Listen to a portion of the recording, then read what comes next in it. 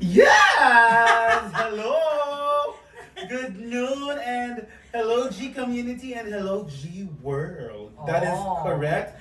Andito na naman po ako. Yes, wala po kayong choice ang inyong pambansang SES for another GreenMile session. And today we are serious. We're so serious today because our topic is about leadership. Very profound ka today. Hello, every time we do live, I am profound. Wow! Charot. So recently, we have seen how companies, institutions, or even organizations collapsed. Come and go, it can be attributed to a lot of things and interplay of factors. But what does it take to be a leader? Look, Gulo ko, Joy. lalo na ngayong mga panahon na to, di ba? The crisis, the generation, the new landscape of doing business, plus the glaring social media realities. How does leader evolve, grow, and survive? Look, dream, believe, and survive. Miss Jen. Miss Jen Mercado, Star Trek is to be. And these are the interesting topics we will cover today over a good cup of GreenMile coffee. Diba? Wow. Yan, cheers. Diba? Cheers! Naka-tumbler tayo today. That is true.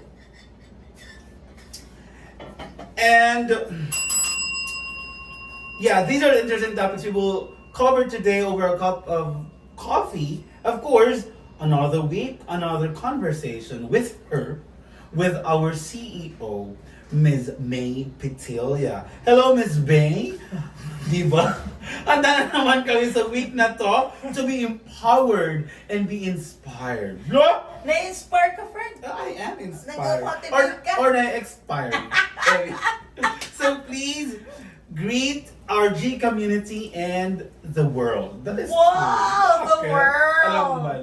Yes, hello, G community! Ang ating mga G Barkada who are in the office, our G distributors, True. and G world! Welcome to another episode dito sa ating Tuesday. Choose your motivation, choose your inspiration, and choose a good cup of coffee today for this conversation. Correct. And today, may bago na naman kaming word. Ay, oo Diba? nga! Na Oo, may matututunan baon. malalaman from you. So ano yung word na yon, madam? Pinapaprint ko yun palagi. It's agathocacological. Agathocacological. Tongue twister day? Oh, Agathocacological. What does that mean? it means, yeah. It means simultaneously good and evil. Evil, yes. Because it essentially captures life's complexity. Correct. Because sabi nga, perfection wouldn't exist Without imperfection. Wow! So embrace complexity, Truly indeed. contradictions, Oh. and even the shades of gray. Yes. Because it's agathocacological. Lumaban ka na nga Agi! hindi. Ginoo ko! Perminala init! Diba? So, yun ang baon naming word of the day. Because diba? it's totally related True. to our topic today, which is leadership. That is correct. Because when you become a leader, simultaneously, there might be good and bad that True. might happen. Correct. And even leaders are also simultaneously good and evil. True. So True. embrace the complexities of leadership, the contradictions, and of course the shades of gray, because there is one good trait that you should have later, which we will discuss, that can go through you the experience of leadership. So take note, our word for the day is agathocacological. True, diba? So, sabi nga ni Sir Rodney na Hala, ka kasi, Yes. Rodney! Consistent! That is correct. He was here I love yesterday. it. Kasi Yeah. nagpa-practice kami for our upcoming team channeling. Sige, mga public na announcement! Emmy! May kabati! Oh. Sabi G! Yes! Hello po viewers, have a nice day. Yes, Wow. have a nice day as well. Kuya Rod, maraming Hello, salamat Rodney! for all the support. Thank you so much. So, ayun na, di ba? Agatha Cocological. No! Wala ka, Day. Now, yes, it's an exciting leadership session. So let's go straight into it. First, Miss May, tell us about how you started with your career and how were your leadership skills developed, or as they say, are people born leaders? Look, Wala ka, Day. Were you born a leader? yes. Charit? No. Leader of the Band. Hoy. Leader of the band. Leader of the band of the basta lang. Yes, that is true.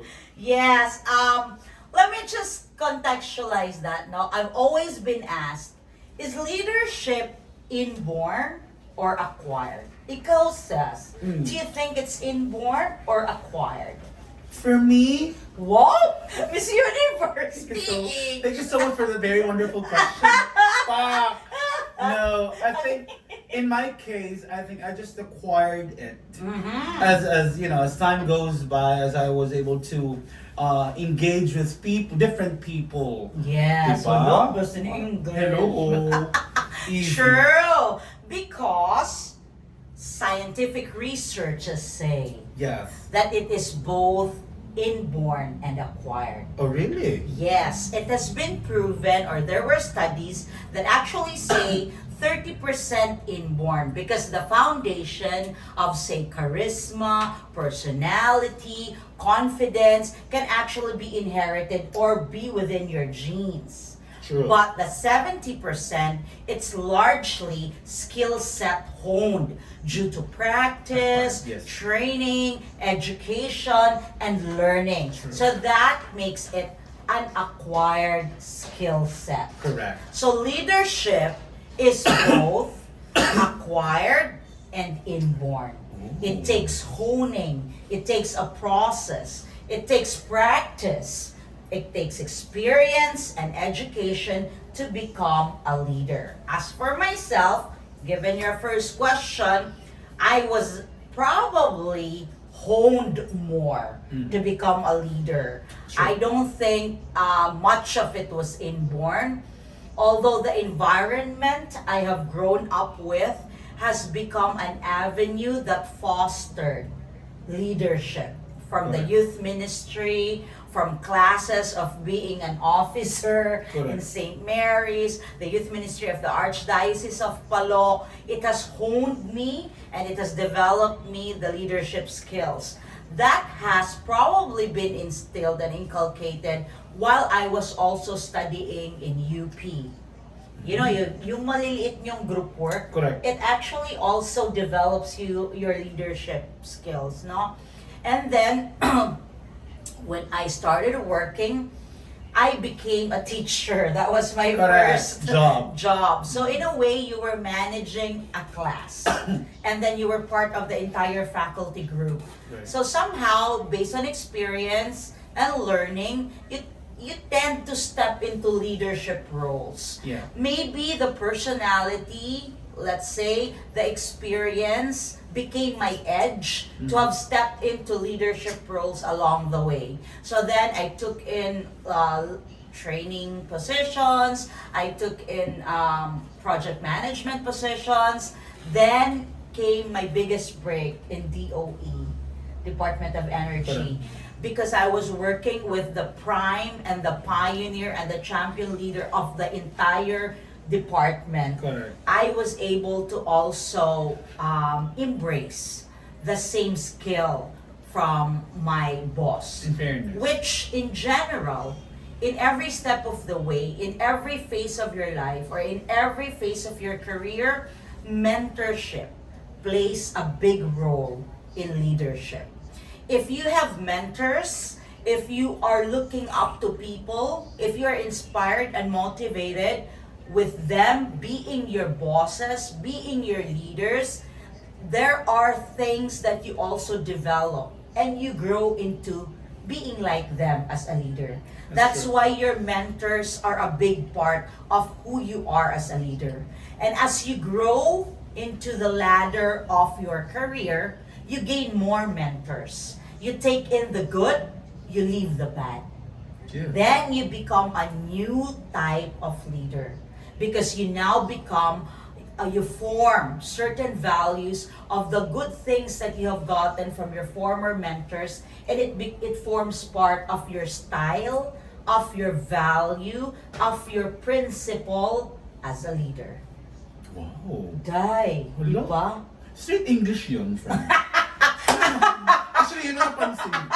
So that is also one part of being a leader. Diba? Being a communicator. Yeah. If you're able to translate and communicate and send across the right context Yeah, correct. and message Correct. to your members of the team, Yes. no matter how small or how big your company or your team is. Hello? Hala ka, Day. Taray naman. Wala, ang sarap ng kape yata ngayon. Diba? Marami kang nasasabi. Ang Straight gagawin ko, English. Sa lalaban. Shoutout muna natin si Miss Malu Lira Villaluz. Hello, Hello, po. ma'am! Magandang hapon po. And of course, is Miss Diane Mokia. Ang ating version of Miss D. Correct. Happy Diba? birthday kay Miss Dina Bonnevie. Yes, happy birthday, Miss Of D. the House of D. Happy birthday, Correct. ma'am. Thank you for making GreenMile part of your House of D. Maraming for salamat one po, Madam. season. Yes. Correct. We move on to the next, Madam. Okay, ginoo ko. So, Tinalo pa ang Miss UPH. Yes, ganun talaga. Kasi maraming nanonood, di ba? Oh. So, what do you think are the challenges of being a leader right now? In this age, in this generation? Okay. I think there has been an evolution or paradigm shift when it comes to leadership. In the past, there were quite straight-cut, structured leadership discipline. Right. But as generations also have evolved, kahit between me and you, we're a totally different generation. Yep. That leadership also has evolved because the stringent, probably tyrant type of leadership Correct. would no longer work now. Correct. Even in classes, di ba? Teachers, yung mga kasanayan ko during my generation na tiger look, Yeah. ano, Oo. Naabutan ko yan. Oo. Parang it doesn't work for all types of students anymore. Naku, totoo. Ngayon, Oo. Iba naku, na kasi totoo. ngayon. So it's the same kind when you do, or it's the same thing when we do leadership. Because the workforce has become more diversified, Right. bigger gaps in terms of age. There are those who are way up in the generation, and there are those who are Gen Z, millennials, and now it's even whoever daw who is born of this year is Gen Right. Beta. That adds up to the workforce eventually, and that adds also to the kind of, let's just say, diversity within the workforce that you have to adjust with when you become a leader. Because when you become a leader also, you have to be inclusive. So that's the challenge. How do you adjust yourself to the new kind of diversity in the workforce? The generation you work with, the attitude that you work with. Right. So, being a leader right now takes more than just probably work. It's also a work in terms of character. Okay. Yeah. Because regardless of generation, regardless of, say, values and principle, it is the character that will carry you through, Look. diba? Of being a leader. Because right now, I think the enduring fact in one's character that can carry us through as leaders would be integrity. True. This is non-negotiable. Correct.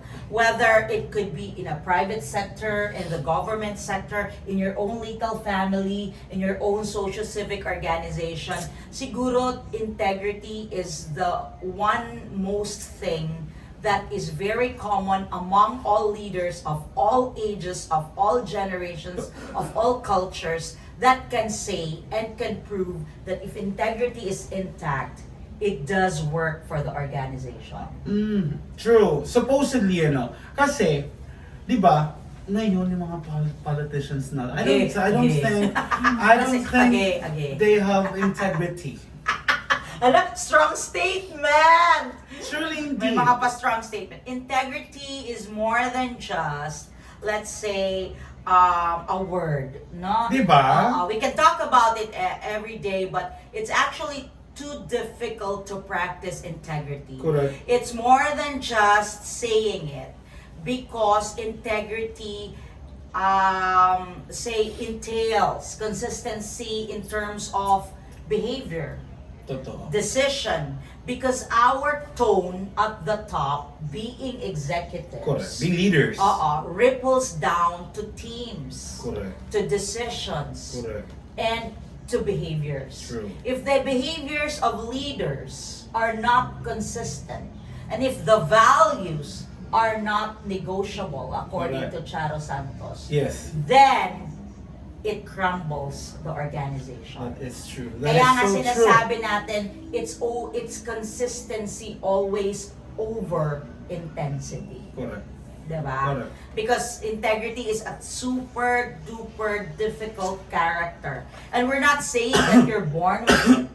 We're not saying also that consistently you deal with it every day and you can do it every day. Correct. It's a conscious effort. Correct.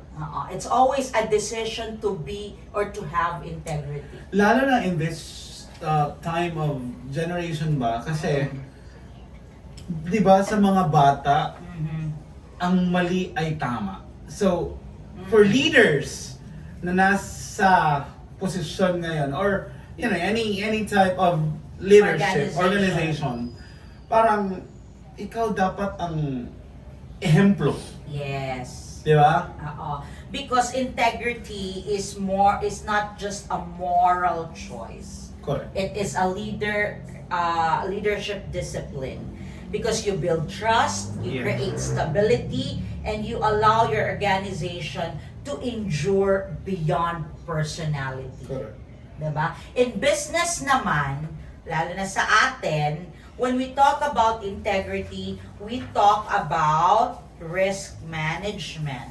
You try to manage the risks involving your leadership, your company, the integrity of doing business. That's how it is. True. Then, your brand equity. Why? Because in doing business, especially for private sector, Okay. you actually, at the end of the day, it is integrity when you claim things that you're supposed to claim, which you're not overdoing things. Unfortunately, in some other aspects like marketing, in doing of business, you have to highlight or underscore certain things, diba? For you to be able to practically penetrate the market. But let's just make sure that what we claim is true. Correct. Diba? As Yes. a product, Yes. as a brand. Para what we sell is what our customers actually Can get. get. Yeah. True. Diba? And then, because of that, it becomes, if you have the integrity of brand and your product, then it becomes a foundation of sustainable growth. That is true. That is true. Diba? Yeah. Kaya nga, we would always say we are proud of our product. True. Because whatever we claim, we may not be backed up by big conglomerates or popular last names. Right. But I've always said this, I can always face anyone. I can always be in any other table or board. True. Because I know that GreenMile and our product stands to what it claims for. Correct. We will not false claim anything. Diba? Because leadership does not stay on vision statements alone. Correct. It lives in the culture of the organization that you create, you build, you protect, you practically correct when there is something to be corrected, True. and what you choose not to ignore when you see that there are things that needs to be corrected also. True. And be addressed. True. Because nothing is perfect. Correct. Diba? But it is the concept of being, open to progress and sustainable growth, which means we also have to grow. Correct. Kaya G, di ba? Hala, Simpakai mo, friend. It's agathococological. True. And shout out muna kay Boss Janner Sidong, shout out daw sa .b Law Office or DOTBE Law Office. Ay, bongga, Sa may pa-law Quezon office! City. That is correct. Oh. Hello everyone. Agathococological. Yes. Agathococological. Tongue twister. Then, next, Madam. Yes! Mamimigay ka ba ng premyo today, Carlita? Why not? Napapagin pa tayo, Madam. Kaya dapat nakikinig sila. Correct. Hello, correct. Pwede tayo magpag-games today. Ano? Ay, kasi nag-promise tayo last time. Yes. Yeah. Yan ba yung mga pa-Gcash mo, Day? Correct. Wala ka, Day. Agathococological. Correct. Agathocological. Pa-check mo yung spelling, ha? Yes. Yung spelling wrong. So next one. Are all leaders the same? Or do you share some values? Or Well- does it differ? Well, leadership styles are different. Okay. And leadership style may also be different in different industries. True. Especially nowadays, because you know how it is in the past, everything was so structured in terms of industry. Say, for example, pharmaceutical industry, Right. energy industry, Right. construction industry, food and beverage industry. But now, there has been new industries that has evolved that may take on a different type of leadership. For example, those companies that develop apps, those website companies. I have worked in an international directory and study abroad companies. True. Most of it are remote. So it may take a different kind of leadership style when everything is remote. Right. I've done BPOs, right? You have done BPOs. Yeah. And it's a totally different kind of leadership style. Correct. Okay.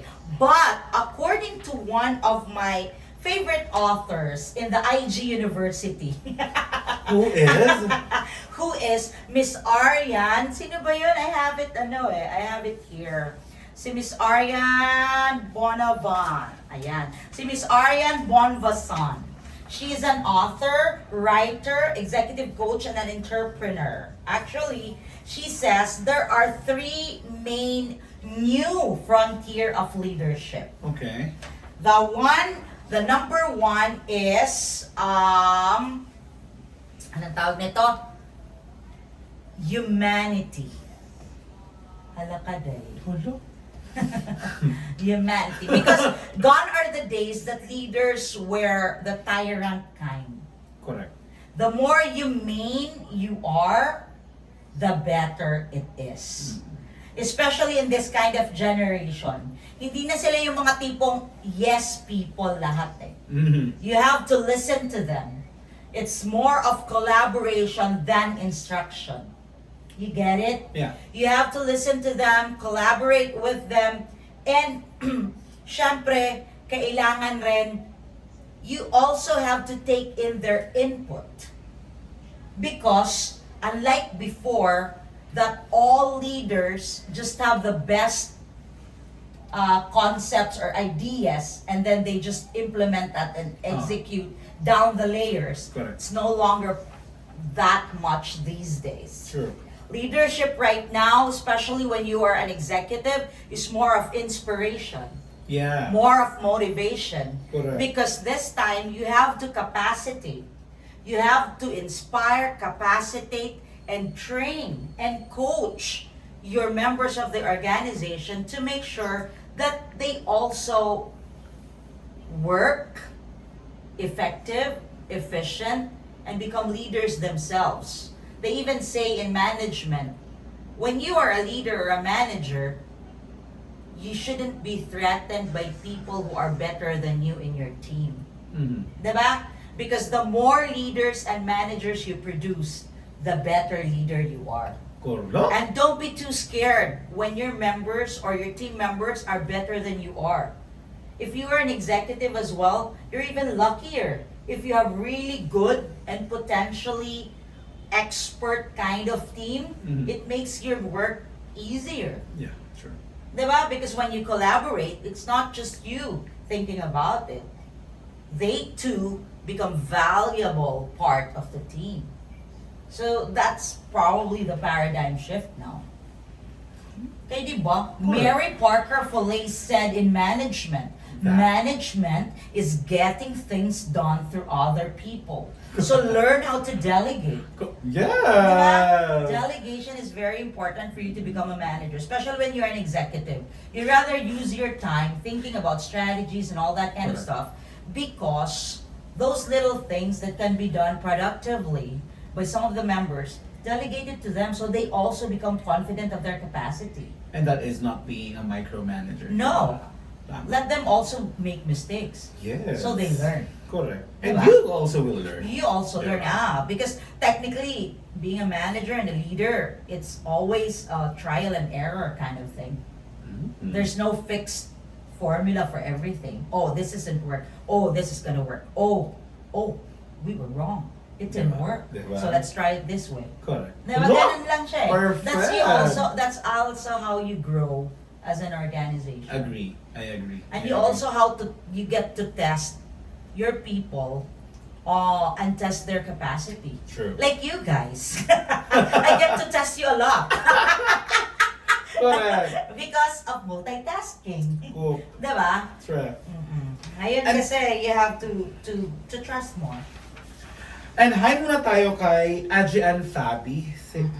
Hi Adrian Fabi, lumaban ka. Magandang tanghali daw. Wow. Ang taray daw naka-side Tagado. view. Friend, kalmado pa ako nito. Side view is the key to being beauty. Personally. Emmy. Now, next, madam, is how would leadership translate to our G community and GreenMile as a brand? Leadership, in our kind of business, because we are building a community, we will be able to use the new frontier kind of leadership. First is authenticity. You know, being part of HQ, tayong lahat, we represent the brand. Correct. So the more authentic we are, the more the easier it is to relate to our G distributors, to the users of our brand, that this is how our brand is, and this is our coffee. Right. Authenticity in terms of using your own brand. Do you really like your coffee? Do you really love your coffee? Correct. Because in some other brands, they might be pushing it to the market, but the question is, do you really take your own coffee? Correct. Diba? Correct. Even ikaw as a leader, as an executive of the company, do you actually drink your own brand? Ako sure ako. Oh, diba? Yun ang tanong dyan. Ganun ako confident. So, authenticity is Diba? very important. When you promote a product, when you push a product in the market, they should also see that you're actually using your brand. Correct. Diba? Yun ang kaibahan when we are a startup and when you know what is in your coffee. Diba? True, true, When true. you test your own coffee. Correct. Diba? Because you know that when you invite people and when you share the experience of your own coffee, you are confident that you know your coffee. Correct. And that's authenticity. Yes. Diba? Next, humanity. Humanity in the sense that you will grow with your community. Diba? True. You share the journey, you share the experience, and Same beliefs. practically, it's a shared mission, it's a shared purpose, it's a shared value. Correct. Diba? So, ganun siya. Like tayo, we share a lot of values with our, first is the love for quality. And second is the, say for example, the pursuit of having growth in terms of income. True. Diba? True. Because when you pursue entrepreneurial activities, then it's easier for you to actually grow personally and professionally.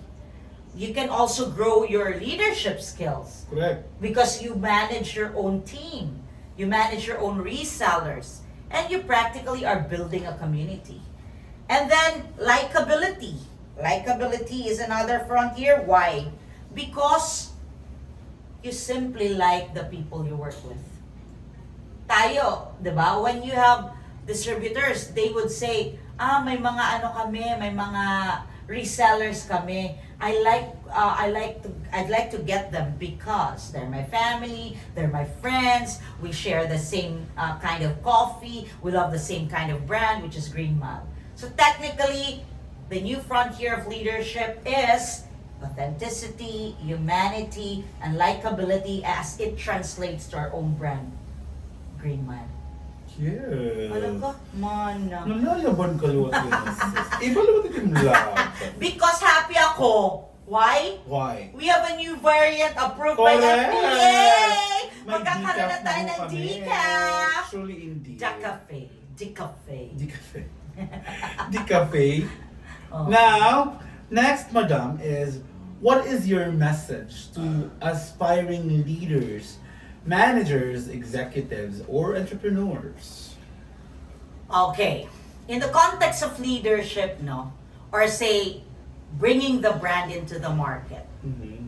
Or probably just as a professional, we say that titles expire, markets change, but integrity endures.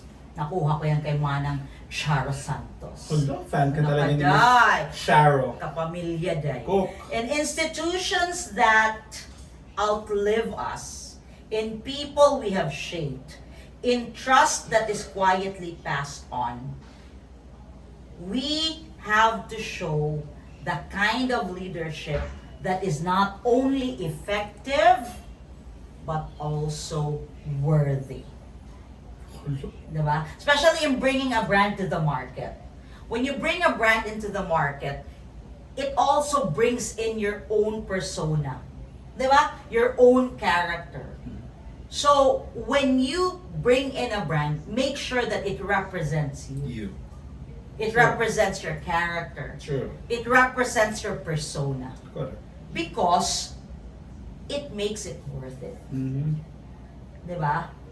At the end of the day, it's not all about the money. It's not Correct. all about the numbers. Correct. It's about being proud of the company you are with. True. True. Being proud of the brand you are bringing Bringing. into the market. Correct. Actually, Because- parang, hindi nga siya natin parang, It's not a hard sell. Di ba? It's not. Because you know that you're pretty much selling or bringing the brand into the market that you believe in. Correct. How many people now in the workforce who can probably say that I am proud of my company? Correct. It's not all the time True. that you can say that line Nako. genuinely and sincerely. Because sometimes, compliance na lang. Correct. Para lang may sweldo 15.30. Hindi nga minsan, Oo. pumupunta sa Dolly yung iba. Kaloka. Nagreklamo sa Dolly.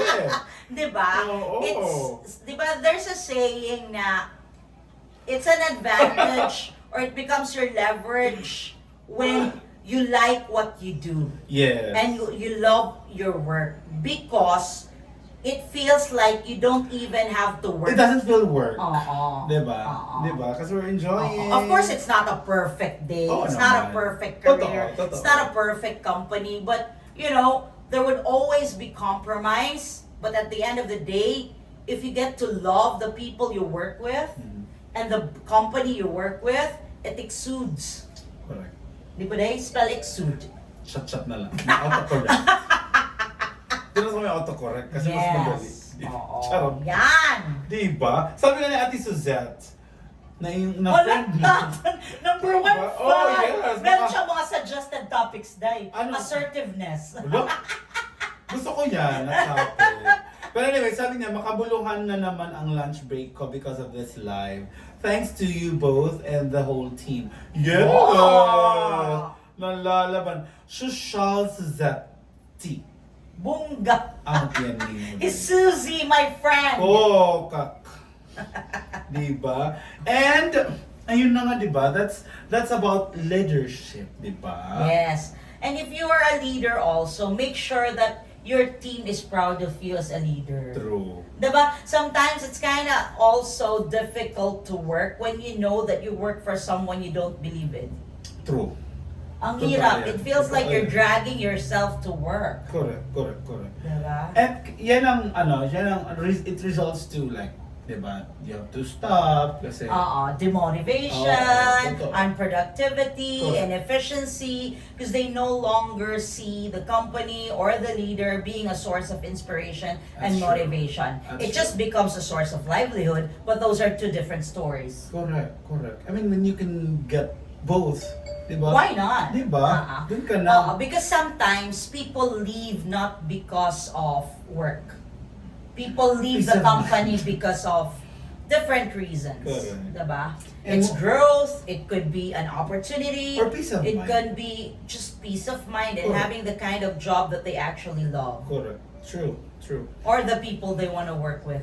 Diba? And yeah, there you have it. Another session, another pulot of the week. Leadership truly takes its course and unique for each person. But one thing is for sure.